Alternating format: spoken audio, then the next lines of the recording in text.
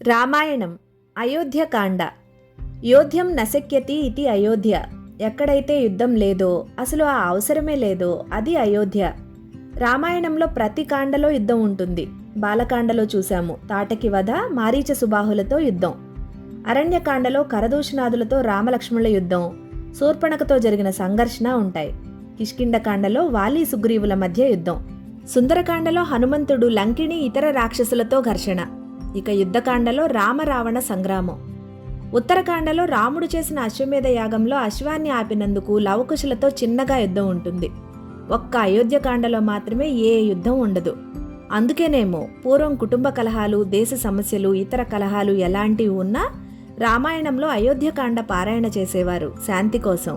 సీతారాములు, ఊర్మిళా లక్ష్మణులు, మాండవి భరతులు, శృతకీర్తి శత్రుఘ్నులు జనకపురిలో వివాహం అయ్యాక అయోధ్యకు వస్తారు. అయోధ్యలో సంతోషంగా దశరథుని పాలనలో ఉంటూ ఉంటారు.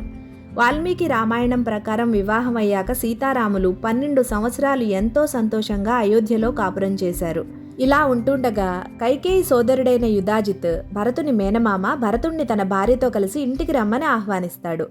భరతుడు వెళ్తూ శత్రుఘ్నుడిని కూడా తీసుకువెళ్తాడు. రాముడు ఎక్కడికి వెళ్తే లక్ష్మణుడు అక్కడికి వెళ్తాడు.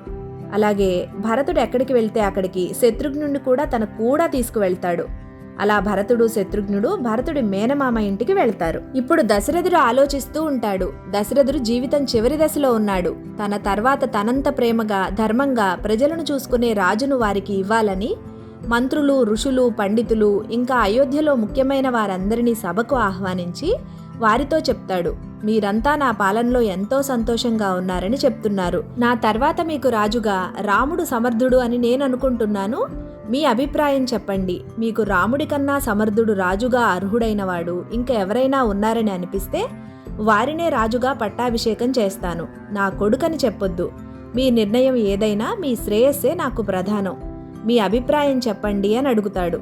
అందరూ వెంటనే రాముడే రాముడే అంటూ ఏక కంఠంతో అరుస్తూ చెప్తారు. దశరథుడు మళ్ళీ అడుగుతాడు, ఇప్పటి వరకు రాజపాలనలో నన్ను మించిన వారు లేరన్నారు, ఇప్పుడు రాముడు అంటున్నారు, నన్ను మించిన రాజు రాముడెలా అని. అయోధ్య ప్రజలు రాముణ్ణే ఎందుకు రాజుగా కావాలని కోరుకుంటున్నారో నెక్స్ట్ వీడియోలో చూద్దాం. Thank you.